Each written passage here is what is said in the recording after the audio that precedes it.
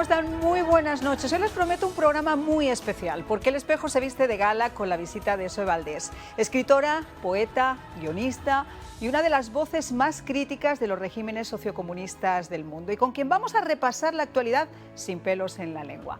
Mientras que las bombas rusas arrasan vidas civiles en Ucrania, en abierta desobediencia a las reglas de la guerra, cualquier iniciativa diplomática ha de ser bienvenida, pero lo cierto es que esta gestión está fracasando y estrepitosamente en cada uno de sus intentos ante la intransigencia de Putin y de una ofensiva sin piedad que expone a Rusia a una condena por crímenes de guerra en Ucrania, un país que además se encamina hacia una catástrofe humanitaria. Al otro lado del Atlántico, una de las decisiones más inesperadas ha sido la descortesía o la intención de Estados Unidos de suavizar las sanciones contra un dictador en Venezuela, a cambio de asegurarse el crudo que dejará de importar de Rusia. Maduro había expresado su apoyo a Putin una vez iniciada la invasión, pero liberó a 2 presos norteamericanos tras el contacto con Washington. La Casa Blanca niega que se trate de un intercambio. La guerra lo cambia todo, la política también. Pero hay algunos cambios que merecen más explicaciones. En Cuba, el mandatario designado, Miguel Díaz-Canel, afirmó que su gobierno defiende la paz, alucinante, y se opone al uso de la fuerza, abogando por una solución diplomática del conflicto militar entre Rusia y Ucrania. Falsa retórica del títere comunista que no vaciló en apoyar a su histórico aliado, a Vladimir Putin. Mientras, en la isla, encarcela y viola el derecho de un pueblo que reclama un cambio, al tiempo que los suman en la más extrema miseria. Hoy en El Espejo vamos a hablar de todos estos temas con la brillante escritora cubana Zoe Valdés. De esta forma, comenzamos. Hay alguien con la que a mí realmente me fascine conversar, son con esas personas que tienen su punto de vista crítico, su punto de vista personal, pero al mismo tiempo honesto, y que comparten por encima de líneas editoriales, como hemos dicho siempre, o de seguir normalmente, como todas las ovejitas, ¿no? Siguen a la manada. Zoe Valdés, muchas gracias por estar con nosotros. Gracias a ti, María. Un gusto, un placer compartir contigo, que además tenemos, como te decía hace un rato, puntos de vista muy cercanos, dentro también de la crítica y dentro de lo que podríamos también estar de acuerdo con otras personalidades que a veces nos sorprenden, y yo creo que de eso se trata, de estar esperando no como un rebaño lo que debemos recibir, sino recibir también la sorpresa y también reaccionar con asombro y sorpresa. Zoe, yo llevo 25 años ejerciendo el periodismo, y yo digo que es la primera vez que tengo que frotarme los ojos para ver realmente el mundo en el que nos estamos moviendo, sí, a todos los niveles, ¿no? Y si nosotros como periodistas lo sentimos, la gente que está en casa y que nos está viendo, mucho más. Y hay varias cosas que afectan a que esto esté ocurriendo. En primer lugar, los medios de comunicación, desgraciadamente, el activismo en los medios de comunicación, las grandes corporaciones, los monopolios de información que impiden que haya diversidad de opiniones, y por tanto todo el mundo va por el mismo camino. Yo te contaba antes en la radio, yo no tengo que decidir cuál es la verdad de la gente. La gente decide cuál es su verdad, pero por lo menos mi punto de vista es poner sobre la mesa todo lo que está ocurriendo. Absolutamente. Y como bien decías, la política lo ha impregnado todo, pero no solo la política, porque la política también, por supuesto, en la información es uno de los puntos claves y principales, sino la ideología, y una ideología políticamente correcta, ideología social comunista, porque incluso ya hasta muchas personas de izquierda que la hemos conocido, se atacan de lo que está sucediendo, te dicen, no pueden soportarlo, es que no hay controversia, no hay polémica, y eso ocurre cuando todo el mundo impone una línea directiva y de ahí no se puede salir. Pero lo que más asusta, yo sé que la política, tú lo decías en tu artículo, que me pareció fascinante, porque justo ayer en esa misma cámara yo hacía una reflexión igual. La política da asco realmente, sí. O sea, la política es sucia, la política es traicionera, y cuando se practica sin ética, todavía mucho más. Lo que acabamos de ver, por ejemplo, con esta administración en Venezuela. A mí yo todavía necesito que alguien me dé una confirmación de cuáles han sido los puntos claros y por los cuales han decidido que un individuo como Maduro, al que no contemplaban durante 3 años, que supuestamente era un usurpador del poder en Venezuela, el mayor causante del éxodo de la historia moderna, un individuo que está buscado por narcotráfico, con cargos de narcotráfico, ahora resulta que es el interlocutor válido para poder negociar ese crudo. Y buscado por este mismo gobierno. Yo creo que la causa es la sinvergüencería general. La sinvergüencería se ha generalizado en el mundo y este es un gobierno que llegó como llegó al poder y es una camada de sinvergüenzas en el poder que no les importa. Ya Biden ya no ve al otro como un dictador y el otro no ve a Biden como el imperialismo yanqui, porque está, por supuesto, el petróleo, el dinero, los grandes intereses de este mundo, de esta parte oscura del mundo, porque no podemos decir que todo todavía está colmado por las tinieblas y la tenebrosidad, ¿no? Pero sí es cierto que hay una sinvergüencería generalizada que nada tiene que ver con aquella política que conocimos. Bueno, yo soy más vieja que tú, pero con la política que en un momento pudimos nosotros también empantanarnos, pero luchar por arrojar un poco de luz, ¿no? Yo te contaba antes que obviamente la realidad es muy difícil cambiarla, la percepción sí se puede llegar a modificar, pero estamos además en un momento donde uno se tiene que frotar los ojos y decir ¿qué está detrás de todo esto? ¿Quién está manejando las cuerdas de todo esto?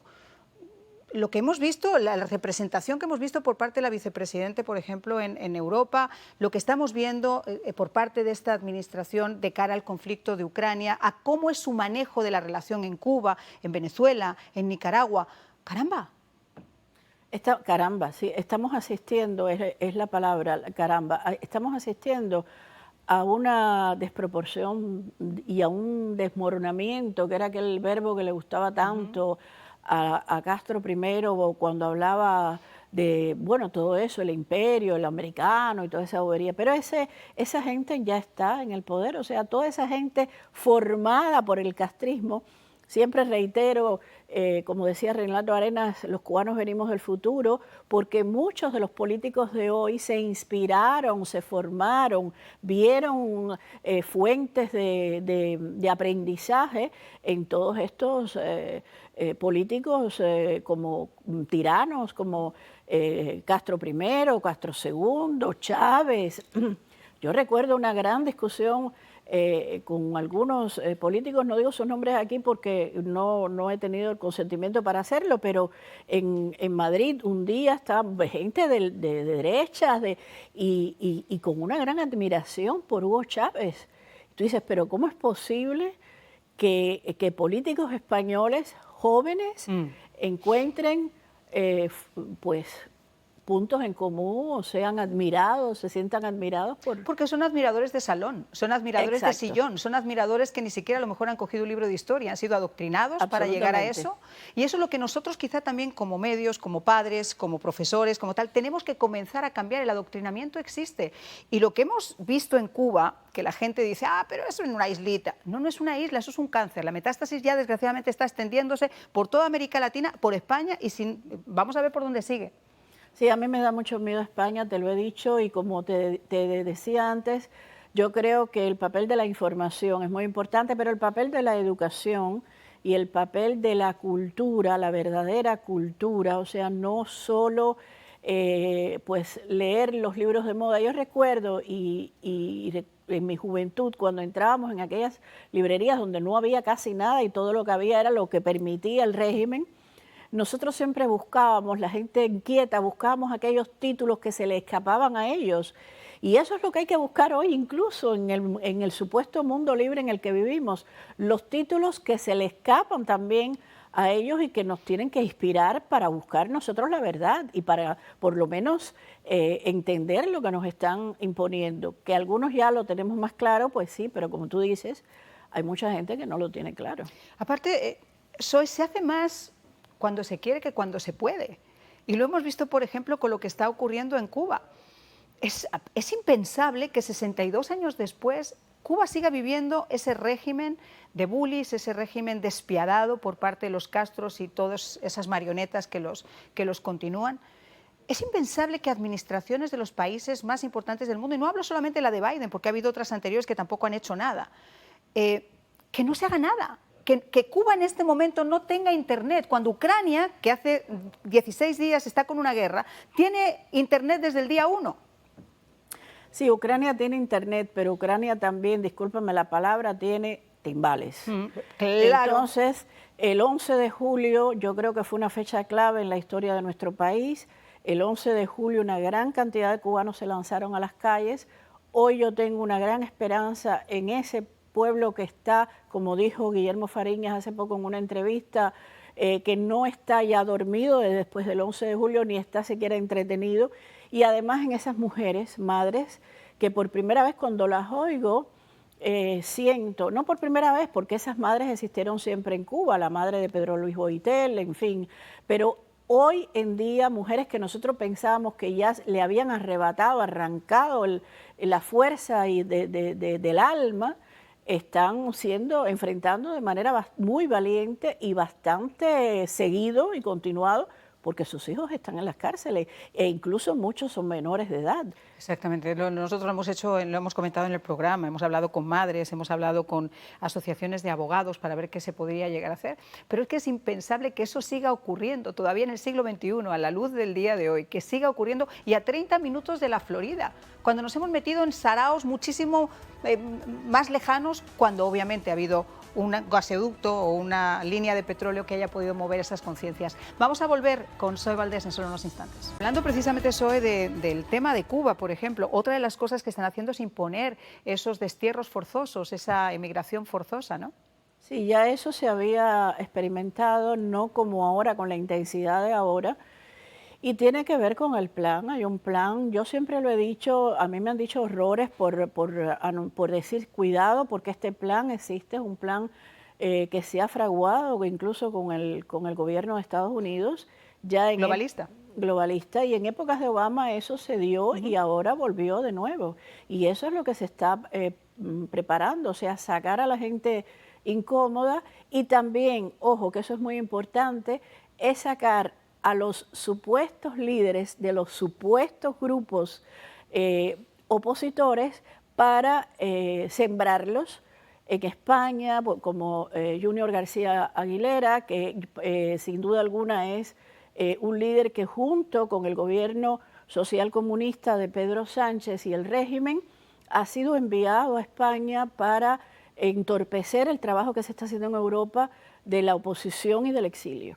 ¿Tú crees entonces que eso ha sido un movimiento? Absolutamente, estoy convencida. Y te voy a decir algo, incluso la gente piensa, algunos que estamos convencidos, piensa que... Ese movimiento desarticuló el movimiento San Francisco, ay caramba, San Isidro. Sí, el movimiento San Isidro forma parte de eso. Dentro del movimiento San Isidro también hay personas que se han prestado para ese juego con el régimen. Desdichadamente ha sido así.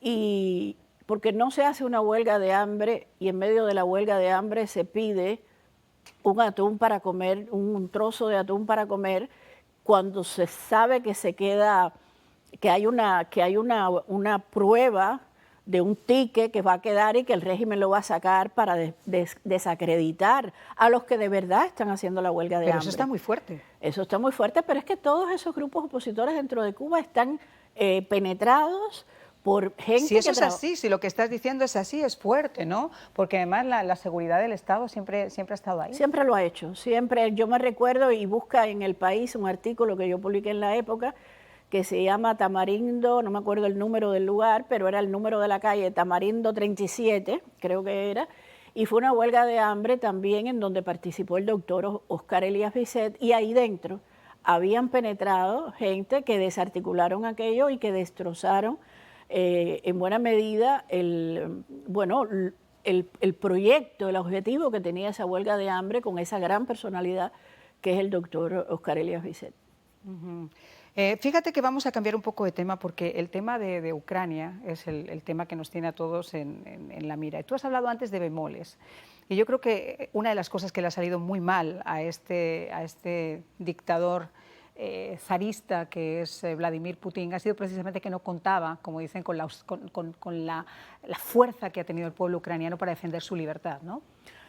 Sí, mira, en otro artículo dije también que pase lo que pase ya, a estas alturas, la mayor potencia militar, esa grande rusa, sí, claro, frente a los libertadores ucranianos, pues ha quedado en ridículo. Y fíjate que Rusia, su gran fuerza no es su gran economía, la economía de Rusia es más pequeña que la de Texas, como escribe en el artículo, sino su potencia militar. Y sin embargo, nuclear. Y a esta gente se le ha enfrentado de la manera tan valiente, tan corajuda, que se les ha enfrentado. Yo no voy a juzgar, porque sabes que hay muchas versiones, que si esto, que si lo otro, que lo que hicieron los ucranianos, que lo que hicieron. Eso, lo que haya sucedido, que algunos manejamos, porque yo manejo información a través de periodistas corresponsales que han estado ahí, seguramente tú también, pero lo que estamos viendo es lo que estamos viendo, Marian. Y ahí estamos viendo familias destrozadas, vidas perdidas. Un drama humanitario. Un drama humanitario. Y una violación sistemática de los códigos de la propia guerra. Nada justifica la invasión. Absolutamente. Para nada, de Putin a Ucrania. Nada. Y el tema no es solamente que haya invadido Ucrania, que ya de por sí es un drama humanitario de pues, casi 2 millones de refugiados, una barbaridad. El tema es dónde va a parar, que es lo que comentamos y tratamos de hablar con todos los especialistas que saben mucho más que yo. Yo les digo, pero vamos a ver, ¿dónde va a parar todo esto? Porque uno a veces tiene miedo de decir, voy a entrar, no sé, por poner un ejemplo, cascos azules para que Putin no sienta que estamos traspasando esa rayita que pueda llevar a una tercera guerra mundial. Pero es que con este individuo y con personalidades como la de Putin, la personalidad de un dictador no es solamente lo que pueda pasar con la humanidad, es lo que pasa con su ego. Claro, con su ego y que se ha ido preparando toda su vida porque se lo han permitido, se lo han permitido. Él no está dando ninguna sorpresa, él lo anunció en varios foros. Crimea, la invasión de Crimea en el 2014. Absolutamente, y lo anunció con pelos y señales de a lo que él se exponía, a lo que se exponía el mundo y lo que él estaba en condiciones de hacer. Entonces, ¿cómo solucionar cuando... Hoy escribió un periodista independiente desde Cuba un texto bastante duro, ¿no?, en soepost.com, que es el periódico que he creado, ya lo sabes. Y él dice... El mundo se divide entre egoístas y cobardes. Y desgraciadamente hay sus grandísimas excepciones, pero la mayoría hoy en día tiene miedo. Y los egoístas, que yo diría que son los monstruos estos como Putin o como en un momento Fidel Castro, porque fíjate que recuerda que estamos en un episodio que ya vivimos en los años 60. Claro. En un peligro tremendo, y fíjate quiénes son los dos protagonistas. Y con dos personajes que son además egocéntricos, autócratas y locos, porque no hay que quitar esa parte también de demencia. Vamos a hacer una pausa, ya regresamos. Bueno, pues antes de despedirnos yo quiero que SOE nos cuente, porque creó una fundación, la Fundación Libertad de Prensa Foundation, y un periódico digital independiente, soepost.com. Cuéntame. Sí, durante las elecciones norteamericanas fue ya el paso decisivo. Yo lo llevaba pensando mucho tiempo, de enfrentar a través de un periódico digital, primero impreso después, y una fundación, los criterios que se van quedando detrás porque nadie los quiere publicar, porque nadie los defiende, o muy poca gente se atreve a defenderlos. Y entonces me pareció que era muy necesario, no solo para Cuba, la idea empezó por Cuba, sino en estos momentos, tal como hemos hablado aquí, para el mundo también, y para la prensa, por ejemplo, los periodistas de habla hispana, habíamos hablado mucho con Manuel Aguilera en la época, que tenía su medio también, claro. Era muy necesario, darle voz a esos periodistas que no son los que conocemos y que se pusieron totalmente en contra del otro gobierno para apoyar este gobierno social comunista. ¿Tú crees que volveremos al mundo bipolar de la Guerra Fría? Estamos. Estamos, ¿verdad? Estamos. ¿Y lo que nos queda? estamos con un componente también muy peligroso, el islamismo y el islamo social comunismo que se han aliado. Y fíjate qué curioso, Marian, que el islamismo ha ido como desapareciéndose durante la pandemia y la guerra. Para dar paso, se ha desdibujado para dar paso a un puño más fuerte. Oye, eso es súper interesante. ¿Y tenéis un evento este domingo? Tengo un evento que es la presentación que voy a hacer con Luis de la Paz y el expreso plantado Ángel de Fana, escritor también, que yo tenía varios libros que había querido venir a presentar aquí, se cayó todo por la pandemia y del PSG, y entonces vamos a hablar de todo eso, de todo lo que no hemos podido, vamos a ganar el tiempo otra vez y a volver a hablar de libros, de verdades y de lo que nos interesa como cubanos y como ciudadanos del mundo, claro. Dime una cosa, me queda menos de un minuto, pero yo sé que no tenemos bolitas de cristal, pero ¿crees que esto que está ocurriendo en Ucrania es un despertar y de alguna forma va a cambiar el mundo? Es un despertar, creo que va a cambiar el mundo, sobre todo ya en Europa, por ejemplo, tú ves la tensión en los rostros. Fíjate que íbamos a hablar de España, ojalá no sea un poquito de tiempo, pero esa tensión que hay en esos rostros de esos políticos españoles que ellos saben bien quiénes son, ellos saben el mal que le están haciendo a España y están ahora, yo lo siento, la gente lo ve como cuando ahora Macron y Sánchez se encontraron, pero yo siento una tensión rara. Y es una tensión que obviamente va a saltar chispazos, pero España es un tema aparte. Yo te quiero invitar, por favor, a que estés conmigo y podamos debatirlo, porque ese es un tema extremadamente crítico, que lo hemos comentado en El Espejo, porque lo que tenemos en España no son precisamente caballeros. No. Tenemos un mentiroso en el gobierno y tenemos gente que está haciendo demasiado mal a España y al resto de la humanidad. Muchísimas gracias, querida Sol, por estar con nosotros. Y a todos ustedes, que tengan un maravilloso fin de semana, señores. Si Dios quiere, Milleso y yo volvemos a verlos el próximo lunes.